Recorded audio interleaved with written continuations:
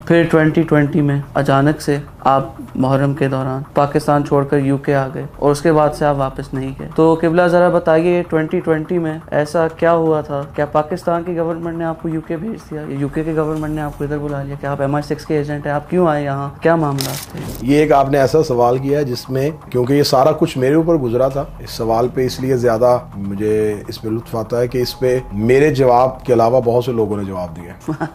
मैं पहली बार, मेरा ख्याल है कि इस 5 साल में आपके प्रोग्राम में पहली बार ये चीज़ें, दोस्त अहबाब जानते हैं जो मुझे मेरे करीब हैं, इन तमाम मामलात को जानते हैं, लेकिन किसी भी पब्लिक फोरम पे, किसी भी ऐसे फोरम पे मैं पहली दफ़ा ये बात जो है जी वो करने जा रहा हूँ कि मैंने तो पाकिस्तान गवर्नमेंट तो मेरे खिलाफ FIR दे चुकी थी। पाकिस्तान गवर्नमेंट अगर मुझे निकालना होता तो वो FIR न देती। बरतानवी खुफिया एजेंसी है, तो ये अहले बैत के मजहब को प्रमोट क्यों कर रही है? ये क्यों चाहती है कि लोगों को फ़ज़ाइल अमीर अल मोमिनीन सुनाए जाए? मैं अकीदा नुसैरी, अकीदा गालिया, इन तमाम अकायद को मजहब जाफरिया का दुश्मन समझता हूँ।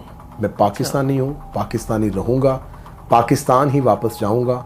मैं अपने आप को खुद ही अपनी ज़ात में किंग समझता था कि एक बादशाह हूँ, कि मैं, लोग मुझसे डर रहे हैं और मुझे बंद किया। मेरे लिए उस लम्हे तो बहुत मुश्किल तरीन एक्सपीरियंस था कि एक इंसान जो है एक छोटे से सेल के अंदर, जहाँ पे आप चहलकदमी नहीं कर सकते, आप चल फिर नहीं सकते, और उसी के अंदर आपका टॉयलेट है। इससे मैं पाकिस्तान में एक अपनी लाइफ गुजार रहा था और मुझे जेल में जाके 6 महीने 16 दिन गुजरना पड़ा।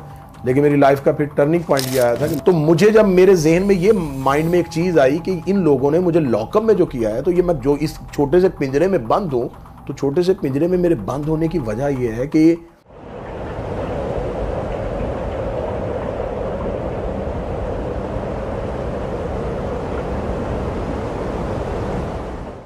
तो किबला, आप कंट्रोवर्सी पर अगर हम स्टार्ट करें गुफ्तगू, तो आपने यूके आने से पहले आपने जेल देखी है, जेल का टाइम देखा है, तो ज़रा इसके बारे में हमें बताइए कि जेल आपके लिए कैसे था?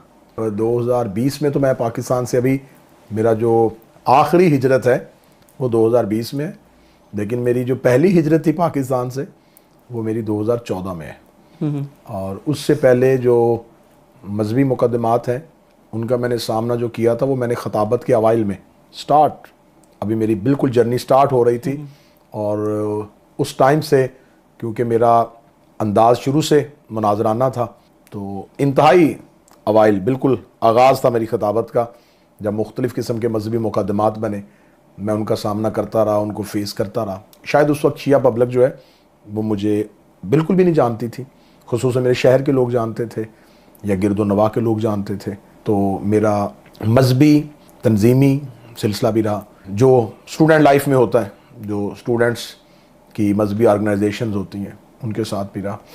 फिर जब मैं खिताबत में आया, तो खिताबत में जब मेरे ऊपर मुख्तलिफ़ किस्म के केसेस बनने शुरू हुए, तो 2009 में मेरे ऊपर एक मुकदमे का अंदराज हुआ था, जिसको मैंने प्रॉपर 3 से 4 साल फेस किया पाकिस्तान की अदालतों में, और अल्हम्दुलिल्लाह पाकिस्तान की अदालतों से मुझे उसमें बड़ा रिलीफ भी मिल गया था, बड़ा इंसाफ मिला।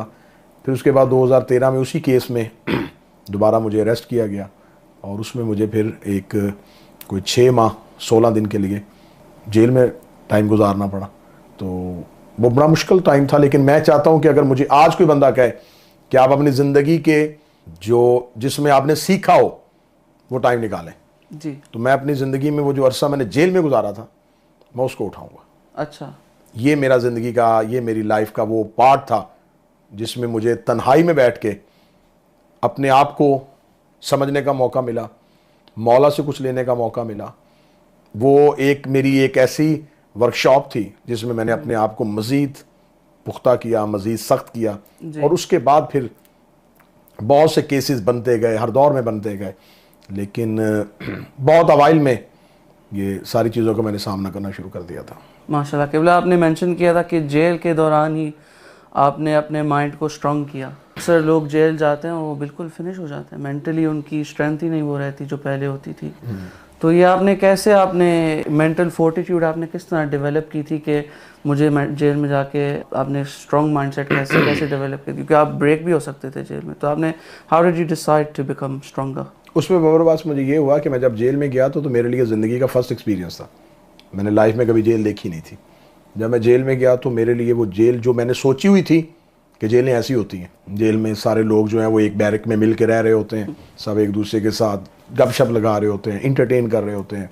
लेकिन जब मैं जेल में गया तो क्योंकि मेरे ऊपर एक मजहबी मुकदमा था तो उसके लिए मुझे सिक्योरिटी सेल में रखा गया, जिसे कैद तन्हाई कहते हैं कि आपको एक छोटे से एक सेल में आपको बंद कर दिया जाता है और आप 24 आवर लॉकअप में होते हैं। मेरे लिए उस लम्हे तो बहुत मुश्किल तरीन एक्सपीरियंस था कि एक इंसान जो है वो एक छोटे से सेल के अंदर, जहाँ पे आप चहलकदमी नहीं कर सकते, आप चल फिर नहीं सकते, और उसी के अंदर आपका टॉयलेट है और उसी में आप रह रहे हैं। ज़मीन पे आपका एक टाट बिछा हुआ है और आपके पास सिर्फ आपकी एक चम्मच और एक प्लेट और एक गिलास है, और आपके पास कोई पेन नहीं है, कोई आपके पास पेपर नहीं है, आपके पास कोई बुक नहीं है, और आप बाहर नहीं निकल सकते। तो जब आप उस एक जगह के अंदर बंद हो जाते हैं, यानी कि कब्रनुमा जगह है, तो उसमें स्टार्ट में जो था वो मैं अपना मोराल जो था, मुझे स्टार्ट में ऐसा लगा कि शायद मैं अभी थोड़े दिनों के लिए यूँ चला जाऊँगा। लेकिन जैसे जैसे वो दिन लंबे होते गए कैद के और अदालत में केस जो था वो पेंडिंग चल रहा था, तो उस लम्हे फिर मैंने अपने आप को मौला की तरफ से, मालिक से तवस्सल किया, मौला से तवस्सल किया और उनसे कहा कि मेरा ज़ाती कोई झगड़ा नहीं है, मैं दुनियावी किसी केस में नहीं आया। जितने लोग जेल में हैं, तो फिर मेरे अंदर मैं खुद ही अपने आप से सवाल करता तो खुद जवाब देता था जी। तो मैंने अपने अंदर एक सवाल पैदा किया कि ये जितने लोग जेल में रह रहे हैं ये कौन है? अच्छा। तो मेरे अंदर से एक जवाब आया, ये क्रिमिनल लोग हैं, इन्होंने जुर्म किया है जी। और इनको लाके बंद कर दिया गया क्योंकि ये माशरे में रहेंगे तो ये जुर्म करेंगे, ये क्राइम करेंगे। जी जी। तो अब गवर्नमेंट ने इनको लॉकअप कर दिया कि ये क्राइम ना करे। सही, आमतौर पर। फिर मैंने सोचा कि मैंने क्या किया है, फिर मैंने सोचा कि मैंने क्राइम नहीं किया। मैं ऐसा पढ़ रहा था कि लोग मेरी आवाज, मेरा लहजा वो सुनना नहीं चाहते थे, बर्दाश्त नहीं कर रहे थे, तो मुझे इन्होंने बंद किया है मेरे खौफ की वजह से। अच्छा। तो मुझे जब मेरे जहन में ये माइंड में एक चीज आई कि इन लोगों ने मुझे लॉकअप में जो किया है, तो ये मैं जो इस छोटे से पिंजरे में बंद हूं, तो छोटे से पिंजरे में मेरे बंद होने की वजह यह है कि इन्होंने एक डर, खौफ की वजह से मुझे बंद किया है कि ये बाहर आएगा तो ये हक बोलेगा। तो मुझे अपना आप थोड़ा पावरफुल लगा। फिर मैंने जब देखा कि दुनिया में बड़े बड़े लोग जो हैं, जो लीडर्स थे, उन्होंने जेलों में वक्त गुजारा, तो फिर मैंने अपना जेल के अंदर अपना रहन सहन जो है वो मैंने थोड़ा सा जुदा कर दिया, डिफरेंट कर दिया। अच्छा। मैं अपने आप को खुद ही अपनी ज़ात में किंग समझता था। वाह। कि एक बादशाह हूँ, कि मैं, लोग मुझसे डर रहे हैं और मुझे बंद किया। मैंने अपने अंदर में, अपने अंदर से जो एक आवाज़ निकलती कि मैं कैदी हूँ, मैंने वो आवाज़ नहीं निकलने दी। मैंने कहा मैं कैदी नहीं हूँ, मुझे इन्होंने मेरे खौफ की वजह से बंद किया, ये लोग मुझसे डर रहे हैं। फिर उसके बाद मैंने अपने आप को समझा, फिर मैंने अपने आप को जाना। तो फिर मौला अमीरुल मोमिनीन का एक फरमान है कि इंसान अपने हालात से परेशान नहीं होता, ख्यालात से परेशान होता है। आपकी सोच आपको परेशान कर देती है। लेकिन फिर वो टाइम जो था उसमें अल्हम्दुलिल्लाह मैंने बहुत कुछ सीखा, बहुत कुछ सीखा। उसमें बहुत सी शख्सियात हैं जिन्होंने उस टाइम पे मेरा बड़ा साथ दिया और मौला उनको तमाम को इस पे अजर अता फरमाए। इलाही आमीन। माशाल्लाह क़िबला, what a beautiful way to look at it. और ये सिर्फ उन लोगों के लिए नहीं जो जेल में बंद हैं, यानी जो भी पर्सन लाइफ में गुजर रहा है वो अपने ख्याल पर कंट्रोल कर सकता है, and it can transform the life. तो क़िबला, जैसे आप कह रहे थे कि उस टाइम पर आप सोचते थे कि आप किंग हैं, लेकिन आप होते थे कैदी। अब आप बाहर आ गए और माशाल्लाह से आप किंग लग रहे हैं। तो मौला आपको इसी तरह सलामत और आबाद और शाद रखे। शुक्रिया। तो क़िबला, आपने मेंशन किया था कि 2014 में आप पहली दफ़ा यूके आए थे, फिर आप आते रहे, जाते रहे, आते रहे, जाते रहे। फिर 2020 में अचानक से आप मुहर्रम के दौरान पाकिस्तान छोड़कर यूके आ गए और उसके बाद से आप वापस नहीं गए। तो क़िबला, ज़रा बताइए 2020 में ऐसा क्या हुआ था? क्या पाकिस्तान की गवर्नमेंट ने आपको यूके भेज दिया या यूके के गवर्नमेंट ने आपको इधर बुला लिया कि आप MI6 के एजेंट हैं, आप क्यों आए यहाँ, क्या मामला थे? ये एक आपने ऐसा सवाल किया है जिसमें, क्योंकि ये सारा कुछ मेरे ऊपर गुजरा था और मुझे इस सवाल पे इसलिए ज़्यादा मुझे इस पे लुत्फ़ आता है कि इस पे मेरे जवाब के अलावा बहुत से लोगों ने जवाब दिए। ये सवाल मुझसे होना चाहिए था, इसका जवाब मैंने देना था, लेकिन बहुत से लोग इस पे बहुत जवाब दे चुके हैं कि क्या हुआ, क्यों हुआ, कैसे आए, कैसे नहीं। और क्योंकि मैं रिकॉर्ड हो रहा हूँ, मेरी बात रिकॉर्ड हो जाएगी और जब ये रिकॉर्ड होगी तो ये मेरी एक स्टेटमेंट बन जाएगी। मैं 2014 में जब पाकिस्तान से आ गया था तो मैं जेल से रिहा होने के फ़ौरन बाद शहीद मिल्लत अल्लामा नासिर अब्बास मुल्तान, उन्होंने मुझे बहुत पहले मशवरा दिया था कि पाकिस्तान के हालात बेहतर नहीं हैं तो आपको पाकिस्तान से चले जाना चाहिए। उन्होंने अपने ज़िंदगी के आखिरी अयाम में मेरी सैयद नासिर जाफरी साहब से एक दफ़ा टेलीफोनिक बात करवाई थी, लेकिन उस वक्त मैं इतने केसेस में था कि मुझसे पाकिस्तान से निकलना मुश्किल था। जब मैं जेल में चला गया, जेल से निकला हूँ, तो नासिर जाफरी साहब ने मुझे फौरी तौर पे मजालस के लिए यहाँ पे बुलवा लिया और मैं यहाँ पे आया और मैंने यहाँ पे आके अशरा सानी जो था, अशरा सजादिया लंदन में, वो मैंने पढ़ा जी। वो मैं यहाँ आ गया। यहाँ आने के बाद फिर मेरा ज़्यादा टाइम खिताबत का फिर यूके में गुजरा। अच्छा। मेरा ज़्यादा वक्त यूके में गुजरा। अगर मुझे कहा जाए कि आप पाकिस्तान से कंपेयर करें तो मैं ये समझूंगा कि मुझे ख़तीब यूके वालों ने बनाया। अच्छा। हाँ, पाकिस्तान से तो मैं खिताबत में अपने हालात से गुजर रहा था। फिर जब मैं यूके में आया, यूके में आके फिर मुझे खुल के बात करने का मौका मिला। फिर यहाँ से मजालस यूट्यूब के ज़रिए, सोशल मीडिया के ज़रिए फिर लोगों तक पहुँची। जो मैं बोलना चाहता था वो मैंने बोला, जो मैं पढ़ना चाहता था वो मैंने पढ़ा, जो मैं बताना चाहता था वो मैंने बताया। फिर यहाँ से मैं जाता था, लेकिन पाकिस्तान जाके मजालस नहीं पढ़ता था। पाकिस्तान फैमिली को मिलता था, मजालस में यूके में पढ़ता था। 2018 में फिर जाके मैंने बाकायदा तौर पे पाकिस्तान से अपनी मजालस का आगाज़ कर दिया। 2018 में मेरी मजालस चली, 2019 में मेरी मजालस। अब 2018 और 19 का टाइम जो था, ये टाइम जो था मैंने पाकिस्तान में मसरूफ़ तरीन टाइम गुजारा। उसमें मेरे केसेस ख़त्म हो चुके थे, मेरे तमाम मामला ज़ीरो जो हो चुके थे। अल्हम्दुलिल्लाह बिल्कुल मैं एक ठीक तरीके से एक अच्छी लाइफ गुजार रहा था। दोस्त अहबाब का भी मशवरा यही था कि अब आपने ज़्यादा अरसा जो है आपने मुश्किलात और ये सारी चीज़ें देखी हैं, केसेस, मुकदमात, अदालतें, ये सारी चीज़ें, तो अब आप जो हैं वो आप एक अच्छे तरीके से बस एक खिताबत करें, अपनी मजालस पढ़ें और सिर्फ यही काम करें। फिर उसमें ये हुआ कि अचानक पाकिस्तान में एक शख्स ने जनाब सैयदा सल्लल्लाहु अलैहा की तौहीन कर दी। जब उसने वो गुस्ताखी की तो अब मैं दो रास्ते थे मेरे सामने। अच्छा। या तो मैं खामोश अपनी खिताबत, अपनी ज़ाकरी, अपनी इन चीज़ों को तरजीह देता और मैं चाहता कि बस ठीक है, ये सानवी मसाइल हैं जी, ये सेकेंडरी हैं, ये मेरे लिए प्रायोरिटी नहीं है, या मैं अपने मामलात करता। लेकिन क्योंकि मेरे ऊपर जनाब सैयदा का कर्ज था, मेरी ज़िंदगी का बार बार बचना, मुझे मुकदमात से बार बार बाइज़्ज़त तौर पे निकलना, इस पे पूरे का पूरा मेरा तवस्सुल जनाब सैयदा से था और मेरी शहज़ादी का मुझ पे करम था। तो मुझे फिर ये मुनासिब नहीं लगा कि मैं शहज़ादी की बात पे, बीबी की बात पे मैं खामोश हो जाऊं जी। फिर मैंने उस पर आवाज़ उठाई। अच्छा। ये आवाज़ अब पाकिस्तान में उठी है 5 साल बाद। 5 साल तक मैंने अब पाकिस्तान में आवाज़ नहीं उठाई थी। पाकिस्तान में फिर मैंने आवाज़ उठाई। जब मैंने वो आवाज़ उठाई फिर उसके बाद जितने भी ऐसे मसाइल थे जिस पे कोई बात नहीं कर रहा था जी, जिस पे कोई बात नहीं कर रहा था, निसाब में तब्दीली, तौहीन अहले बैत के मुकाबले पे तौहीन सहाबा का बिल लेके आना, उसे बराबरी की मंजिल देना, ये तमाम वो मसाइल थे जिस पे मिंबर पे नहीं बोला जा रहा था। बिल्कुल लोग बोलना नहीं चाहते थे और मुझसे खामोश नहीं रहा जा रहा था।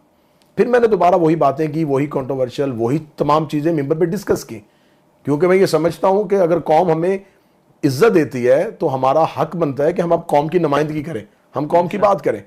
तो फिर जब मैंने ये बातें की तो जाहिर बात है कि उन तमाम बातों का कुछ शख्सियात पे बुरा असर पड़ा और वो इन चीज़ों को अच्छा नहीं समझते थे। तो मुझे, मेरे लिए मामला जो हैं वो पाकिस्तान में निकलने से पहले, मैं पहली बार, मेरा ख्याल है कि इस 5 साल में आपके प्रोग्राम में पहली बार ये चीज़ें, दोस्त अहबाब जानते हैं जो मुझे मेरे करीब हैं, वो इन तमाम मामलात को जानते हैं, लेकिन किसी भी पब्लिक फोरम पे, किसी भी ऐसे फोरम पे मैं पहली दफ़ा ये बात जो है जी वो करने जा रहा हूँ कि मैंने ये जो मसाइल बने 2020 के मुहर्रम में, 2020 के मुहर्रम से पहले मेरे लिए मसाइल बन चुके थे जी। मुझे 2020 का मुहर्रम जो है वो ख़तरनाक नज़र आ रहा था कि अगर मैं पाकिस्तान में रहूँगा तो मेरे ख़िलाफ़ जितना कुछ ये लोग मेरे ख़िलाफ़ जितनी साजिशें तैयार कर रहे हैं, जहाँ जहाँ मीटिंग्स हो रही थी मुझे पता चल रहा था। अच्छा। जो जो अपने लोग उन मीटिंग्स में बैठ के मेरे बारे में राय दे रहे थे, जो दुश्मनों को ये कह रहे थे अगर सिर्फ आप ये बंदा खामोश करवा दें तो कुछ भी नहीं होने वाला, सब कुछ ठीक है, सिर्फ ये एक रास्ते में रुकावट है। तो जब ये तमाम चीज़ें डिस्कस हो रही थी तो मुझे मालूम हो रहा था कि आपके लिए अब रास्ता आसान नहीं है, अच्छा, आपके दुश्मनों की सफ़ बहुत लंबी हो चुकी है। तो फिर मैंने ये तय किया था कि चलें जो भी है, अब मैं मुहर्रम में वादा कर चुका हूँ तो मैं ये मुहर्रम पढ़ूंगा। तो अब मेरा सवाल ये है कि जो लोग कह रहे हैं कि ये सब कुछ प्री प्लान था, ये सब कुछ था, तो इस्लामाबाद की जो मजलिस है वो तो मेरा ख्याल है कि 4 मुहर्रम को पढ़ी, तो यकम मुहर्रम को फिर मुझे गुजरांवाला पढ़ने से क्यों रोक दिया गया? जबकि मैं अशरा मुहर्रम सिर्फ इस्लामाबाद में नहीं पढ़ रहा था, मैं 4 जगहों पे पढ़ रहा था। मैं गुजरांवाला पढ़ रहा था, सियालकोट पढ़ रहा था, गुजरात पढ़ रहा था, इस्लामाबाद पढ़ रहा था जी। ये मजलिस तो 4 मुहर्रम को ही, यकम मुहर्रम को बगैर किसी रीज़न, विदाउट एनी रीज़न, बगैर किसी वजह मुझे गुजरांवाला दाखिले पर पाबंदी। 2 मुहर्रम को विदाउट एनी रीज़न सियालकोट दाखिले पर पाबंदी। 3 मुहर्रम को विदाउट एनी रीज़न गुजरात दाखिले पर पाबंदी। तो मजलिस तो अभी पढ़ी नहीं गई, तो इन शहरों पर अशरे मेरे क्यों बैन हो रहे थे? अब लोगों को नहीं पता था ये सब कुछ मेरे, लेकिन मैं अकेला उन तमाम चीज़ों का सामना कर रहा था। लेकिन जब 4 मुहर्रम को जब इन्होंने देखा कि हर तरफ से अब सारे रास्ते बंद हो चुके हैं, अब सिर्फ इस्लामाबाद का एक अशरा है, और इस्लामाबाद में का वो अशरा जहाँ पे पूरे पंजाब से लोग आना शुरू हो गए थे।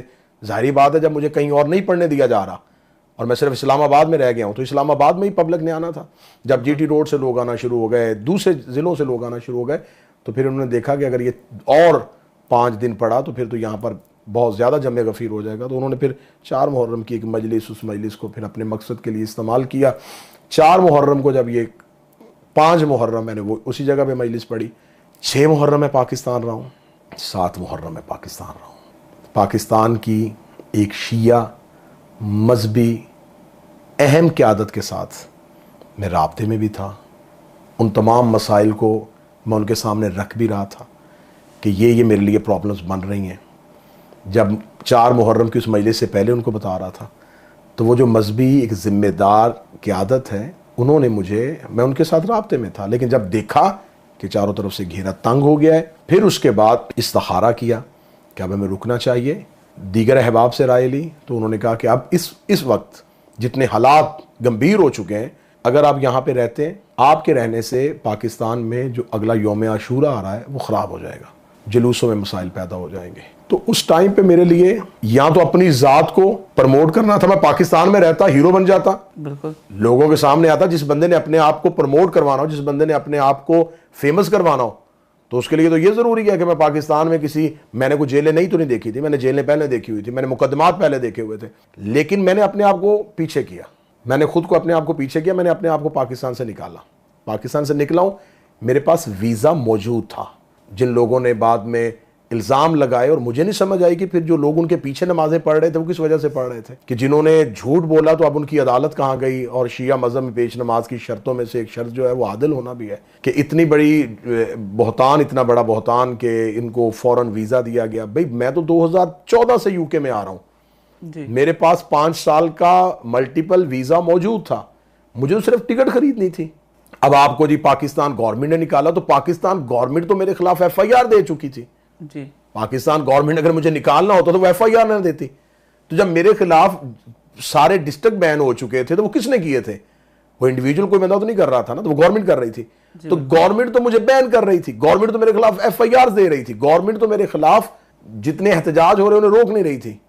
तो अगर गवर्नमेंट ने मुझे ये सब कुछ करना होता तो गवर्नमेंट मुझे वहां रिलीफ देती। मैंने आम पैसेंजर्स की तरह, मुसाफिरों की तरह मैंने अपना टिकट खरीदा और इस्लामाबाद से मैंने फ्लाई किया है। उस वक्त तक मेरे ऊपर किसी किस्म की कोई ऐसे चार्जेस नहीं थे कि मैं पाकिस्तान से नहीं निकल सकता, या मुझे उसके लिए बहुत बड़े किसी ऐसे सहारे की ज़रूरत थी जो मुझे पाकिस्तान से निकाले। तो मैं पाकिस्तान से आया हूँ। पाकिस्तान से आके मैं यूके में अपना बिल्कुल हैंड ट्रॉली में लेके आया था, मुख्तसर सा सामान लेके आया था कि मैं 4, 5, 7, 10 दिन के लिए मैं रुकूंगा, फिर बाद में जाऊँगा और जाके फिर मैं इन सारी चीज़ों को फेस भी कर लूँगा। लेकिन उसके बाद फिर पाकिस्तान में जो हालात बने, फिर उसके बाद मुख्तलिफ लोग इसी साजिशों का शिकार बने।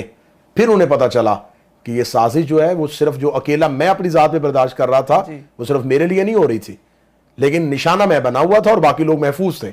बिल्कुल, बाकी लोग ये समझते थे कि शायद हम महफूज हैं, हमारे लिए कुछ नहीं होगा। तो वो जब कसाई एक मुर्गी को ज़िबा करने के लिए वो डब्बे में हाथ डालता है ना, तो बाकी मुर्गियाँ ये समझती हैं कि सिर्फ इसी ने कटना है, हम बच जाएंगे, और वो पीछे जाके पिंजरे में लग जाती है। लेकिन अगली बारी उन्हीं की होती है। फिर सबकी बारी आई, फिर एक एक करके सब उसका शिकार हुए और मैं खामोश हुआ। लेकिन अल्हम्दुलिल्लाह अब हक़ाइक़ जो आहिस्ता आहिस्ता लोगों के सामने आ चुके हैं। माशाल्लाह। मैंने सोचा था कि मैं पूछूंगा कि 2020 आपके लिए क्वाइट एक अप एंड डाउन ईयर था। 2020 में आप इंडिया भी गए थे, इंडिया में भी आपने मजलिस पढ़ी थी, तो वो एक मैसिव हाई था। और फिर सितंबर आया, विजिबली लग रहा है कि एक लो था। तो ये इतना अप एंड डाउन ये 2020 आपने कैसे आपने सरवाइव किया ये? नहीं, मैंने नहीं, मैं इन सारी चीज़ों से पहले क्योंकि गुजर चुका था, मैंने इन सारी चीज़ों को देखा था। मुझे था कि तन्हाई क्या होती है, मुझे ख़बर थी। मैंने इस रास्ते को ख़ुद चूज़ किया था, मैंने इस रास्ते का अपनी मर्ज़ी से इंतखाब किया था। तो मुझे इसके लिए मैं ज़हनी तौर पे, मेंटली तौर पे अपने आप को तैयार किया हुआ था। ज़ाहिर बात है कि पाकिस्तान में एक मसरूफ़ तरीन लाइफ गुजार रहे थे। यूके पहुँचे तो उस टाइम पे यहाँ पे कोविड था और कोविड का लॉकडाउन था जी। तो यहाँ पे आके, लेकिन वो सेम वही चीज़ रिवाइज़ हुई कि जैसे मैं पाकिस्तान में एक अपनी लाइफ गुजार रहा था और मुझे जेल में जाके 6 महीने 16 दिन गुजरना पड़ा। लेकिन मेरी लाइफ का फिर टर्निंग पॉइंट ये आया था कि मुझे यूके से 6 मंथ के अंदर मुझे एग्ज़िट होना था। और मुझे फिर मैंने अपना जो सेफ़ सिटी जिसे चूज़ किया कि मुझे यहाँ जाना चाहिए, तो फिर मैंने करबला मोहल्ला का इंतखाब किया था माशाल्लाह। और फिर मैं अपने उस केसेस के बाद मैं करबला मोहल्ला गया और मैं इमाम हुसैन अलैहिस्सलाम की बारगाह में जाके मैंने उनकी ज़री के सामने खड़े होके मैंने अपनी FIR जो है वो मौला इमाम हुसैन की ज़री में डाल दी। अच्छा। कि ये ना मेरे बाप ने कभी कोई मुकदमात देखे थे, ना मेरे दादा ने देखे थे, ना मेरी फैमिली में कोई देख रहा है।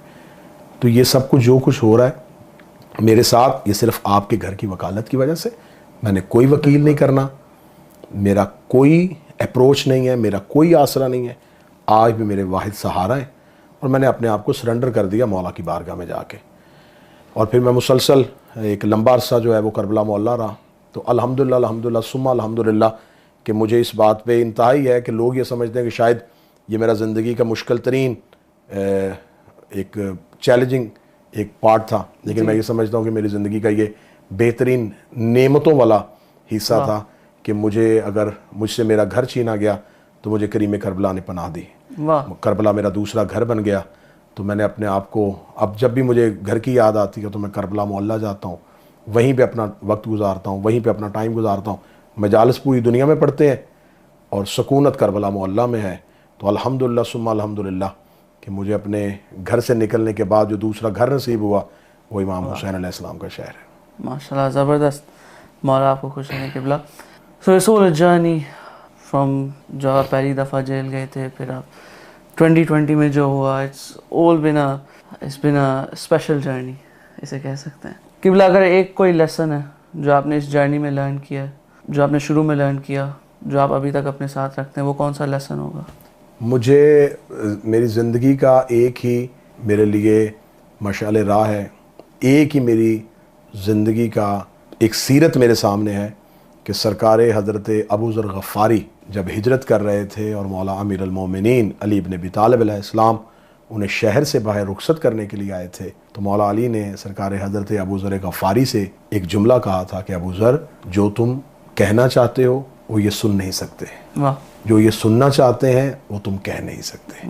अगर हक पे रहना है तो फिर सहरा में चले जाओ। तो मेरे लिए ज़िंदगी का सबसे बड़ा लेसन ये है कि अगर आपने हक पर रहना है तो आपको अकेले रहना पड़ेगा। आपका साया भी आपका साथ छोड़ देगा। आपको हर तरह के मुसाइब, हर तरह की मुश्किलात, हर तरह की मुसीबत के लिए अपने आप को मेंटली तौर पे तैयार करना है अगर आपने हक के रास्ते का इंतखाब करना। क्या कहने, beautiful message, beautiful way to live life. किबला, एक बहुत फेमस ब्रिटिश मूवी सीरीज़ है जेम्स बॉन्ड, जिसमें special agent James Bond AKA 007 agent 007 होते हैं।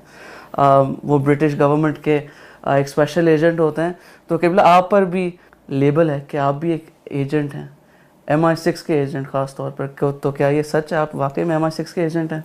हम तो सिर्फ़ और सिर्फ सरकार वलीउल असर के एजेंट हैं और जो उनका एजेंट हो जाता है उसको किसी और का एजेंट होने की ज़रूरत ही नहीं होती, पहली चीज़। दूसरी बात यह है कि जो लोग कहते हैं ना, मेरा ख्याल है कि उन्होंने सिर्फ मूवी देखी होगी शायद ये, और उन्होंने MI6 कहीं पढ़ा होगा, तो उनको शायद उनको भी MI6 के बारे में ना पता हो कि MI6 क्या है। तीसरी चीज़ ही मुझे आज तक ये समझ नहीं आई कि अगर ये बरतानवी खुफिया एजेंसी है तो ये अहले बैत के मज़हब को प्रमोट क्यों कर रही है? एग्जैक्टली ये क्यों चाहती है कि लोगों को फ़ज़ाइल अमीर अल मोमिनीन सुनाए जाए, ऐसा कुछ कहा जाए? और ये सब बकवास है, सब इल्ज़ाम है।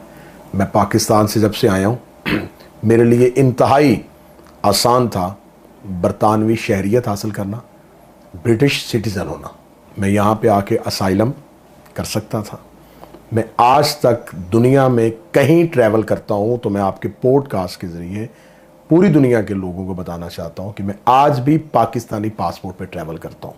आज भी मेरी फैमिली, मेरे बच्चे, मेरा घर पाकिस्तान है। अच्छा, मैं लोगों के जहनों में शायद ये है कि अब ये चले गए हैं, इनकी फैमिली मूव हो चुकी है, ये बरतानिया में एक जिस काम के लिए इन्होंने किया था ये इनके पास पासपोर्ट है। मैं पाकिस्तानी पासपोर्ट पे रहता हूँ। मेरी फैमिली, मेरे बच्चे, मेरे बहन, मेरे भाई, सब कुछ, मेरा घर, एवरीथिंग जो मैं पाकिस्तान में छोड़ के आया था स्टिल वहीं पे है। अच्छा। मैंने अपनी पाकिस्तान से एक प्रॉपर्टी भी सेल नहीं की। मुझे दुनिया के किसी भी कोने से ऑफ़र हुई, मैं कभी भी किसी भी मुल्क की शहरियत लेना पसंद नहीं करूँगा। मैं पाकिस्तानी हूँ, पाकिस्तानी रहूँगा, पाकिस्तान ही वापस जाऊँगा, पाकिस्तान जाके जहाँ से सिलसिला टूटा था वहीं से शुरू करूँगा। पाकिस्तान के लोग मुझसे मोहब्बत करते हैं, पाकिस्तान के मोमिनीन जो हैं वो मेरा इंतज़ार कर रहे हैं, मेरे लिए दुआएं कर रहे हैं। बस हम अच्छे वक्त और मौला की तरफ से अमर के इंतज़ार में हैं। मैं इंशाल्लाह पाकिस्तान वापस जाऊँगा। और मैंने, अगर ये MI6 थी तो MI6 से तो ना मैंने भाई पासपोर्ट लिया है, ना मैंने MI6 से कोई मराहत ली है, ना मेरा UK में कोई घर है। हम एक बैग लेके यहाँ पे आते हैं, मजालिस पढ़ते हैं, ज़िक्र इमाम करते हैं और यहाँ से वापस चले जाते हैं। जी, परफेक्ट, सो दैट्स क्लियर। अच्छा किबला, MI6 के एजेंट के लेबल को तो आपने क्लैरिफाई कर दिया। दो और लेबल्स भी अक्सर लगाए जाते हैं आप पर, वो ये है कि आप गाली हैं या आप नुसैरी हैं। तो आखिर ये लेबल्स आप पर क्यों लगाए जाते हैं? जब लोग किसी को पत्थर मार रहे हो ना तो फिर कोई भी नहीं फैसला करता कि ये पत्थर छोटा है या बड़ा है, वजनी है, नोकीला है। फिर जो भी आता है, जो भी उठता है वो पत्थर मारना शुरू। जब इल्ज़ाम लग रहे होते हैं तो फिर इल्ज़ाम देने वाला ये नहीं देखता कि ये इल्ज़ाम बड़ा है छोटा है, वो इल्ज़ाम देना शुरू कर देता है। मैं माज़ल्ला सुम्मा माज़ल्ला याज़ु बिल्लाह, कभी भी हम मासूमीन के साथ ना मिसाल दे सकते हैं, हम गैर मासूम गुनाहगार से लोग हैं। लेकिन मैं सीरत नबी की एक मिसाल देता हूँ कि रसूल अल्लाह ने जब अरब में इस्लाम के कलमे का आगाज़ किया तो अरब के जो लोग थे उन्होंने रसूल अल्लाह के बारे में मशहूर कर दिया कि ये जादूगर है जी। वो किस लिए मशहूर किया था? इसलिए किया था कि लोग इनके पास ना जाएं, लोग इनकी तकरीर ना सुने, लोग इनकी बात ना सुने। तो हमेशा जो आपके लहजे से खौफज़दा होते हैं वो आपके ऊपर कोई इस तरह का इल्ज़ाम लगा देते हैं कि लोग आपसे दूर हो जाएं, लोग आपसे नफ़रत करें, आपको बग़ैर सुने बग़ैर जाने आपसे नफ़रत करना शुरू कर दें। तो ये इल्ज़ाम हमेशा बुज़दिल लोगों की तरफ से आता है जो आपसे खौफज़दा होते हैं। अल्हम्दुलिल्लाह, अल्हम्दुलिल्लाह मेरा अकीदा वही है जो ग़ैबत कुबरा में मेरे वक्त के इमाम हमें मकतब अहले बैत का अकीदा दे के गए। हम अल्लाह को वहदहू ला शरीक समझते हैं। मैं रसूल अल्लाह को ख़ातमुन नबिय्यीन समझता हूँ। मौला अमीर अल मोमिनीन से लेके 12वें आका व मौला तक इनकी इमामत का कायल हूँ। मैं अकीदा नुसैरी, अकीदा गालिया, इन तमाम अकायद को मज़हब जाफ़रिया का दुश्मन समझता हूँ कि ये वो तमाम ऐसे अकायद जिन्होंने मेरे मकतब को, मेरे मौला अमीर अल मोमिनीन के मज़हब को मुतनाज़े बनाया। लिहाजा मैं इन तमाम चीज़ों का न कायल था न कायल हूँ। मेरा वही अकीदा है जो हमें आले मोहम्मद अलैहिस्सलाम ने दिया है और हमें वालिदैन की गोद से मिला है। हम अल्लाह की वहदानियत के कायल हैं और मौला अमीर अल मोमिनीन को इमाम बरहक समझते हैं, नुमाइंदा इलाही समझते हैं, अल्लाह का वली समझते हैं। बेशक ऐसे ही है। आइए किबला बढ़ते हैं, कंट्रोवर्सी तो हमने कवर कर दी, बढ़ते हैं आपकी इंटरेस्ट्स और आपकी हॉबीज़ पर कुछ गुफ्तगू करते हैं। तो किबला ज़रा बताइए, आप फूडी पर्सन हैं, आपकी फेवरेट डिश क्या है? और प्लीज़ बटेर मत कहिए। नहीं, कभी कभार पहले स्टार्ट में मेरा वेट बहुत ज़्यादा होता था, उस टाइम पे फूडी होते भी थे। लेकिन अब जब से अपना वेट लूज़ किया है और दोबारा अपने आप को कोशिश की है एक हेल्दी लाइफ गुजारने की, तब से फूड सिलेक्शन के मामले भी ज़रा चूजी से हो गए। अच्छा। तो लेकिन मुझे शुरू से मुझे ये खाबे, पाए, निहारियाँ और ये सारी चीज़ें तो मैं लाइक नहीं करता। अच्छा। और मुझे टर्किश कुजीन पसंद है, यस। ईरानी कुजीन पसंद है। तो कम मिर्चों वाले। हाँ, टर्किश और ईरानी कुजीन जो है ना, ये मेरी फेवरेट है, बस इसी को लाइक करता हूँ। नाइस। तो आपकी डेली रूटीन में आप डेली तो आप टर्किश और ईरानी तो नहीं खाते होंगे? हाँ, लेकिन डेली रूटीन में आप क्या खाते हैं? डेली रूटीन में अभी तो जब से अपना कोशिश की है कि वेट दोबारा गेन ना हो, तो उसमें बारबेक्यू पे, ग्रिल्स पे अपने आप को दोबारा लेके आए। और कोशिश कर रहा हूँ कि दिन में जो एक टाइम का खाना खाना होता है उसमें कम ऑयली और जो हेल्दी फूड हो उसी को खाया जाए। नाइस, बिल्कुल। और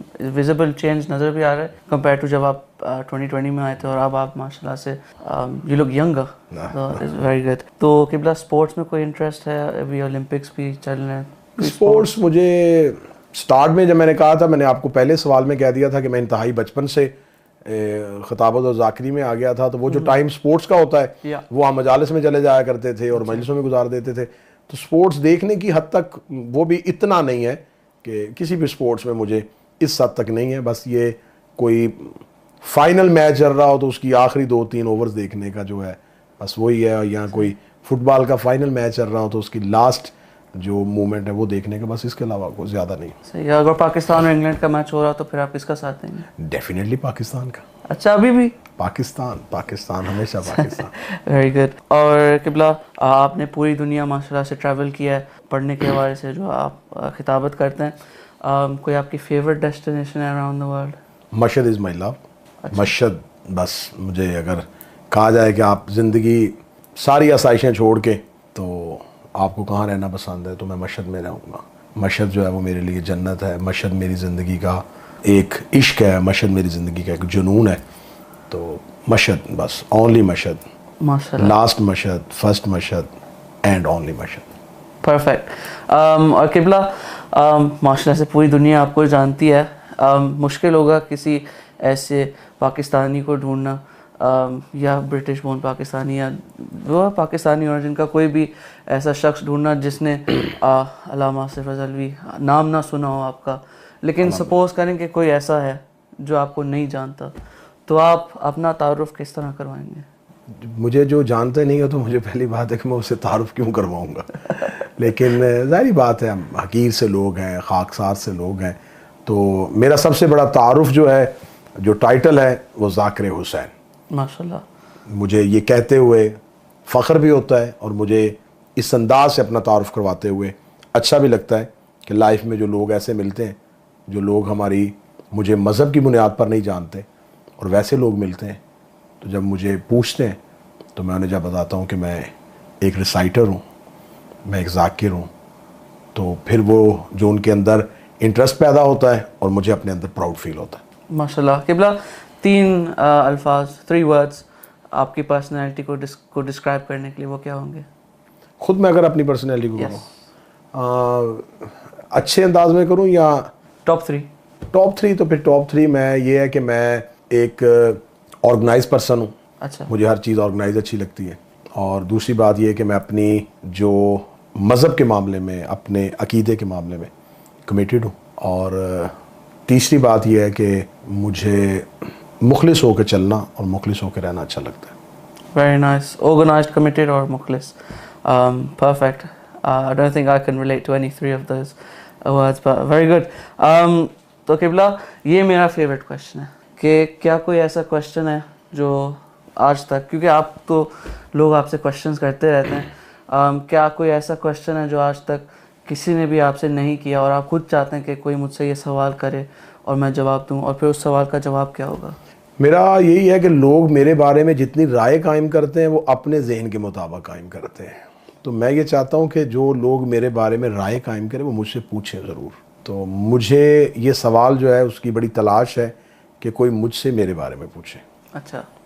हाँ, कोई मुझे अपने जहन में मेरी एक तसव्वुराती खाका बना के मुझसे ना मिले, वो मुझसे मेरे बारे में पूछे और कोई ऐसा हो जिसे मैं खुद अपने बारे में बताऊं। वाह, परफेक्ट। आई थिंक ये इस दौर का सबसे मुश्किल काम है, सोशल मीडिया का दौर। लोग कीबोर्ड के पीछे बिल्कुल ऐसा ही शॉट्स फायर करते रहते हैं, लेकिन if you ever get the chance, ask Qibla some questions. He would love to answer them. तो Qibla, आपने इतने अच्छे सवाल के जवाब दिए. I'd like to thank you so much कि आपने टाइम निकाला हमारे इस पॉडकास्ट के लिए. Thank you so much. आखिर में Qibla, जो हमारे व्यूअर्स हैं पॉडकास्ट के, उनके लिए आपका क्या पैगाम है? ख़ुसूसन जो आपको पॉडकास्ट देखेंगे वो सोशल मीडिया से रिलेटेड लोग हैं. जो सोशल मीडिया पे बैठे हुए लोग हैं, मेरी उनसे हमेशा ये इल्तिजा है कि आप अपनी फिंगर टिप्स को मौला के लिए इस्तेमाल करें. अच्छा. आप ये जो कहते थे कि ये शख्स जो है इसने मेरे ऊपर उंगली उठाई, वो शायद उर्दू में कही जाती थी, लेकिन अब वो जो उंगली उठाई जाए क्या का लफ्ज़ इस्तेमाल किया जाता था, वो आज के दौर में स्पेशल आज के दौर के लिए ही शायद ईजाद हुआ हो कि जब कोई उंगली उठाता है और वो टाइप करता है तो वो किसी की ज़ात को इंतहाई मुतनाज़ बना देता है, किसी को इंतहाई फरिश्ता बना देता है. तो आपकी उंगलियों के नीचे कोशिश करें किसी के बारे में अगर अच्छा नहीं लिख सकते तो बुरा ना लिखें. मज़हब का दिफा करें, बेहतर अंदाज में करें और कोशिश करें कि जो आप तक पहुंचता है ना, उसे फिल फॉर आगे पहुंचाने की बजाय उसे एक दफ़ा देख लें, उसके बारे में जान लें कि जो मुझ तक किसी ने पहुंचाया है उसने भी जल्दी में पहुंचाया है और मैं भी जल्दी में फॉरवर्ड आल ना कर दूं. मैं इसको देख लूं, इसको समझ लूं कि क्या मेरी ये की हुई पोस्ट, मेरा ये लिखा हुआ कमेंट कहीं ऐसा ना हो कि ये मेरे लिए मेरे नामा माल में जो मैं लिख रहा हूँ यहाँ लिखा हुआ मेरे नामा माल में बहुत बुरा लिखा जाए और मुझे उसका मौला की बारगाह में जवाब देना पड़े. बिल्कुल Qibla, वो अ ब्यूटीफुल मैसेज और complete podcast. Thank you so much. बहुत शुक्रिया बाबर अब्बास, आपका बहुत शुक्रिया. आपने इतनी मोहब्बत से बुलाया और आप अल्हम्दुलिल्लाह यहाँ पर बैठ के बहुत अच्छा काम कर रहे हैं. मैंने आपका बचपन देखा हुआ है, मैंने आपका स्टार्ट देखा हुआ है कि आपने जिस तरीके से अपने अंदर रोज़ाना की बुनियाद पे और हमेशा जब भी आते हैं तो हम एक नया बबर देखते हैं.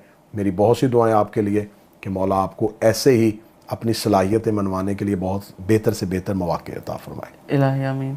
Thank you Qibla. Thank you viewers, नाजरीन जिन्होंने आज इस पॉडकास्ट के लिए हमें ज्वाइन किया. मेक श्योर कि आप हमारे चैनल को लाइक, शेयर, सब्सक्राइब करें और इंशाल्लाह आपसे अगले पॉडकास्ट में मिलेंगे.